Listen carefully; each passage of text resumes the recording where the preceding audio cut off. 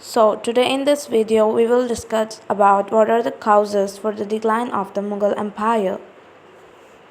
Mughal empire जो है अच्छी तरह से चल रहा था, पर लास्ट रूलर जो कि थे औरंगज़ेब, उनके बाद से उनके जितने भी सक्सेसर्स आए वो सब इनएफिशिएंट या कहे तो वीक निकले, जो एक बहुत बड़ा काउस था मुग़ल एम्पायर के डिक्लाइन का।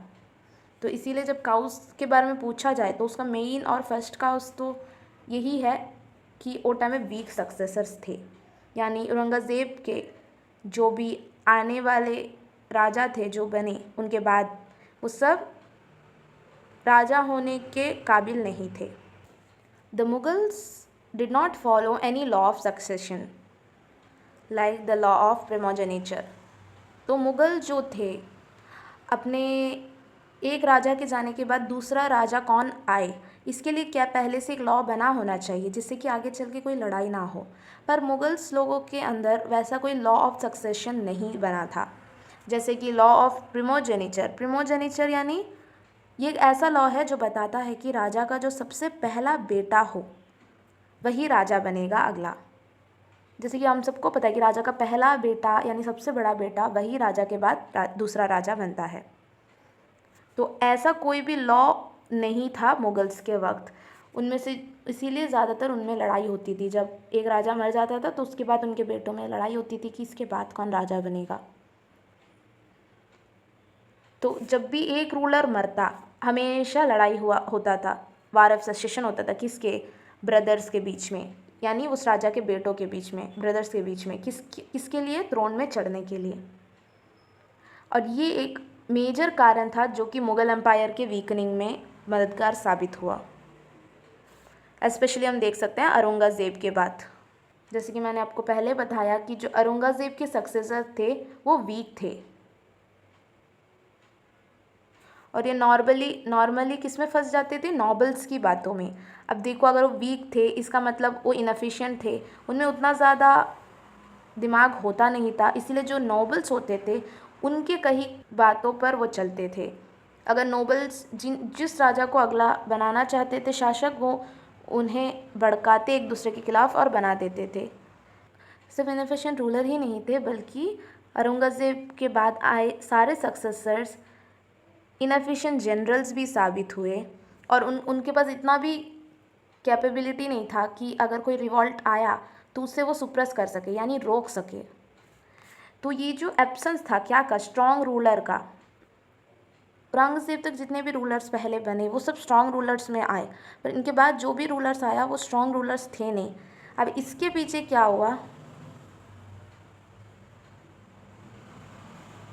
तो स्ट्रॉन्ग रूलर के एब्सेंस में और एक अच्छा कैपेबल आर्मी नहीं होने के कारण हम देख सकते हैं मुग़ल एम्पायर वीक होता है। अब कोई भी एम्पायर अगर वीक होता है तो उसका नेक्स्ट स्टेप क्या होता है, वो डिक्लाइन ही होगा। ठीक है। अब अगर सेकेंड काउस की बात करें तो देख लीजिए D generation of Mughal nobility. अब इसका क्या मतलब है, मुग़ल नोबिलिटी यानी जो नोबल्स थे उनके बिहेवियर में भी हम फ़र्क देख सकते हैं। जैसे कि हम देख सकते हैं एम्परर्स लाइक अकबर, जहांगीर, शाहजहां, इनके समय में जो नोबल्स थे, जैसे हमें पता है अकबर को किस प्राइम मिनिस्टर ने संभाला, या फिर कह सकते हैं अकबर के समय में कौन सा नोबल था जो उसके लिए काफ़ी मददगार साबित हुआ, जिसने अच्छी तरह से मिलिट्री एडमिनिस्ट्रेशन सिस्टम संभाली, तो वो है बहराम खान। मुनीम खान एक अच्छे नोबल साबित हुए, तो मुज़फ़्फ़र खान। उसके अलावा नोबल्स लाइक अब्दुल रहीम खाना, इत्माद-उद-दौला, महाबात खान, आशफ खान, सादुल्ला खान, ये सब अच्छे नोबल्स थे। बट जैसे हम देख सकते हैं लेटर मुग़ल एम्परर्स जो कि इनएफिशिएंट एम्परर्स थे, उनके आते ही जो है नोबल्स के कैरेक्टर्स में भी हम फ़र्क देख सकते हैं। जैसे कि उन्हें वेल्थ काफ़ी अच्छा लगता था, उन्हें लग्जरियस लाइफ जीना उन्हें बहुत पसंद था, हारेम्स में उन्हें वुमेन्स रखने का शौक़ था, ठीक है, और लग्जरी उन्हें बहुत भाती थी। थर्ड काउस जो कि हम देख सकते हैं वो था औरंगज़ेब का रिलीजियस ट्रीटमेंट, ठीक है, जो वो हिंदूज़ के साथ करते थे। जैसे कि हम पहले भी देख सकते हैं, पहले के जो राजा थे जैसे अकबर हो गया, शाहजहां हो गया, ये सब क्या करते थे, इनका मेन काम होता था कि वो जो है रिलीजियस टॉलरेंट थे, ठीक है, यानी वो सारे रिलीजियस को एक बराबर लेते थे, डिस्क्रिमिनेट नहीं करते थे कि हम मुस्लिम हैं तो हम हिंदूज़ के साथ डिस्क्रिमिनेट करेंगे, नहीं, वो इक्वल ट्रीटमेंट देते थे, ठीक है। वो उन्हें करियर या फिर जॉब में रखते थे उनका टैलेंट बेसिस पे, जिनके अंदर जैसा टैलेंट है वो उस तरह उन्हें काम देते थे विदाउट एनी डिस्क्रिमिनेशन। और इसीलिए अकबर जैसे राजा मेजर हिंदू मास को अपने कंट्रोल में या फिर कह सकते हैं अपने अंदर लाने में सक्षम रहे। जैसे कि राजपूत हम देख सकते हैं, राजपूत वॉरियर्स भी मुग़ल एम्पायर के अंडर में आ गया था। क्यों? क्योंकि उनके साथ अगर आप अच्छा ट्रीटमेंट करोगे तो वो भी आपके साथ अच्छे से रहेंगे। अकबर का ये मानना था कि इन्हीं के कारण जो है मेरा जो इंडिया में रहना या फिर मेरा जो थ्रोन है वो बचा रहता है। क्यों? क्योंकि ये उतने ही लॉयल्टी के साथ मेरा साथ देते हैं। पर हम देख सकते हैं कि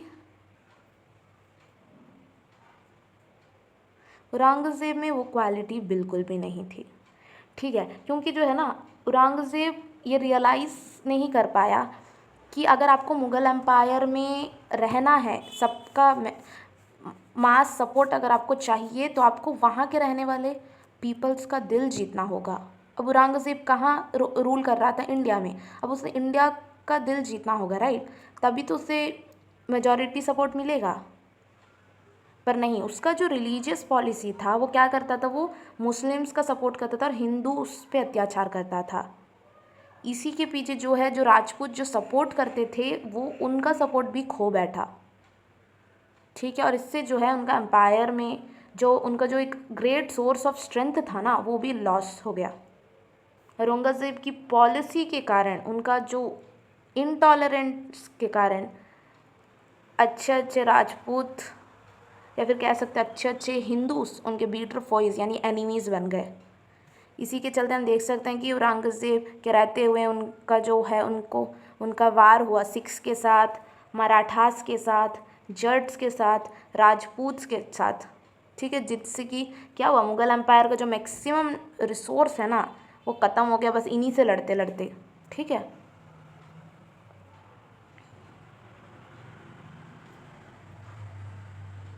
जैसे कि देखो औरंगज़ेब ने क्या किया, औरंगज़ेब ने आते ही क्या किया, जिज़िया टैक्स वापस से हिंदू पे लगा दिया।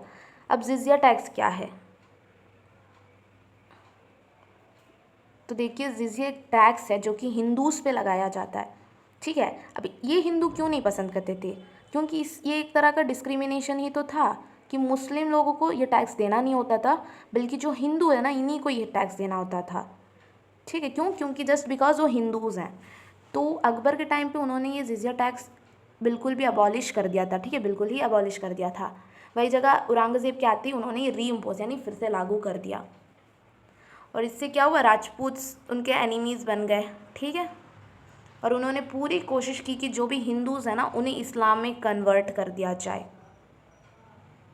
और इसी के चलते हम देख सकते हैं आगे चल के राजपूत्स, सिख्स, जट्स, इनका सब लड़ाई होता है किसके साथ? मुगल्स के साथ। दूसरा इम्पॉर्टेंट काउज था कि इन्वेजन्स हो रहे थे।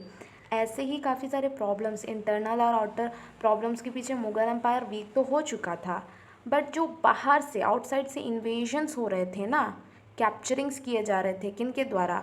जैसे कि हम देख सकते हैं नदीर शाह, अहमद शाह अब्दाली, ऐसे लोग इन्वेड करने की कोशिश कर रहे थे मुगल्स को, ठीक है।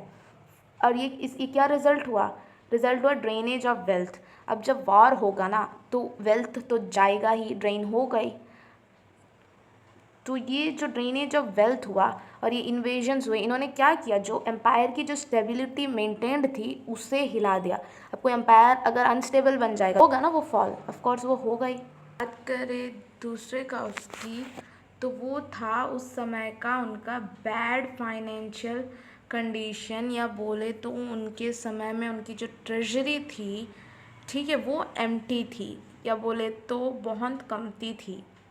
अब देखो ये काफ़ी कारणों के पीछे हुआ। उनका जो ट्रेजर था ना वो कब से कम होना शुरू हुआ, मेनली बोले तो शाहजहां के टाइम से, क्योंकि हम जानते हैं शाहजहां अपने वक्त में काफ़ी सारे उन्होंने मॉन्यूमेंट्स, बिल्डिंग्स बनाए, राइट। फेमस हमें पता है क्या है, ताजमहल है। इसके अलावा और क्या क्या बनाया है, अगर आपको पता है तो आप कमेंट्स करके बताएं। ठीक है, तो शाहजहाँ ने काफ़ी सारे मॉन्यूमेंट्स बनाए हैं, काफ़ी उसमें पैसा खर्च हुआ है, ठीक है, क्योंकि लाखों करोड़ों रुपयों में उन्होंने बनाया है। उसके बाद हम देख सकते हैं औरंगज़ेब ने फिर जितने भी उनके डिकेन पॉलिसी थी उसमें उन्होंने काफ़ी सारा पैसा खर्चा किया तो किया, मगर उनके बाद आने वाले सक्सेसर्स ने भी उस वर्सनिंग फाइनेंशियल पोजीशन को कमती करने के बजाय उसे और वर्सन करते गए।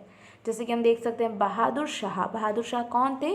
औरंगज़ेब के सक्सेसर थे।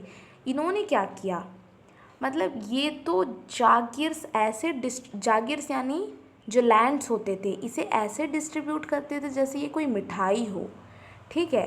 किसको? अपने नोबल्स को या फिर अपने आदमियों को ये खुशी खुशी जागीर्स डिस्ट्रीब्यूट करते थे, या फिर उनके जो भी ऑफिशियल्स थे ये प्रमोट करते थे उन्हें हाई रैंक में, ठीक है, कोई भी विदाउट एनी रीज़न।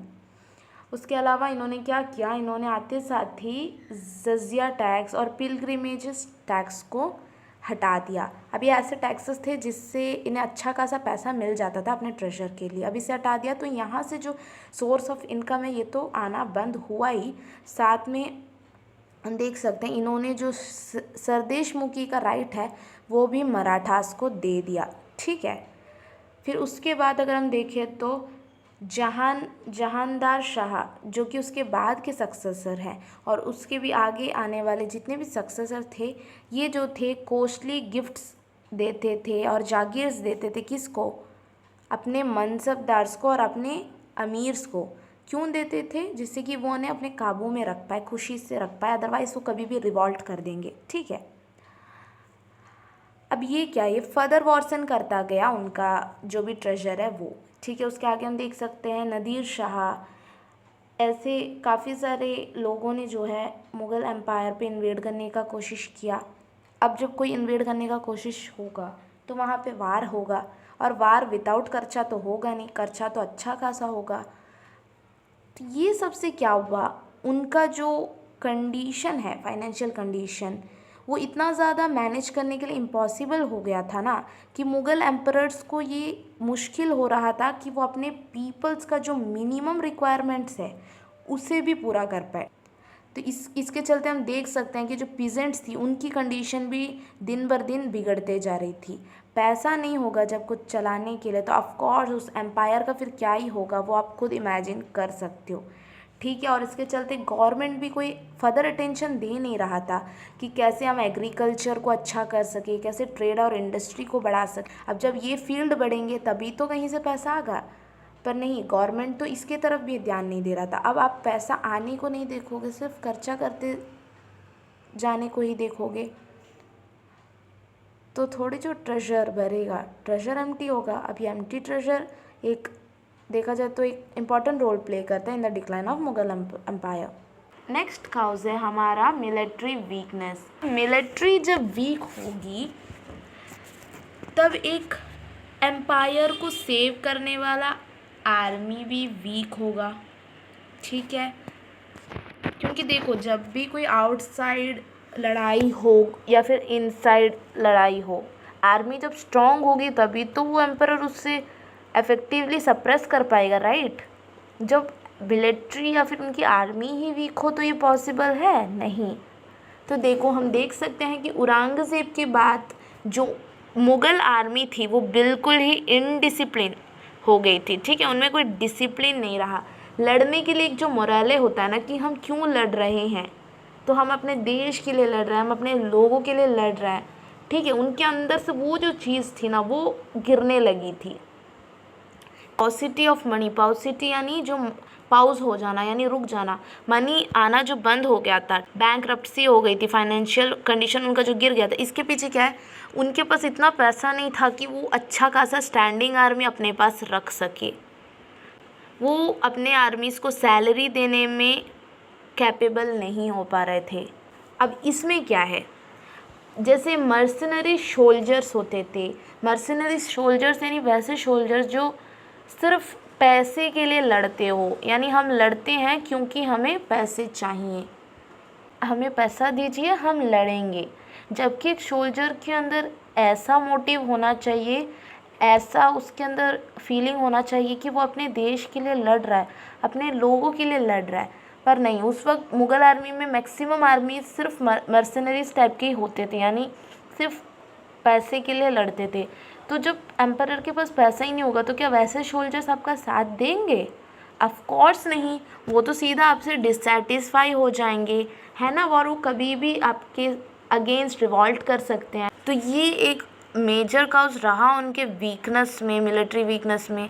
और दूसरा तो ये कि औरंगज़ेब और उनके बाद आने वाले सक्सेसर्स ने कोई ख़ास ध्यान दिया नहीं कि कैसे हम अपने मिलिट्री को और स्ट्रॉन्ग कर पाए।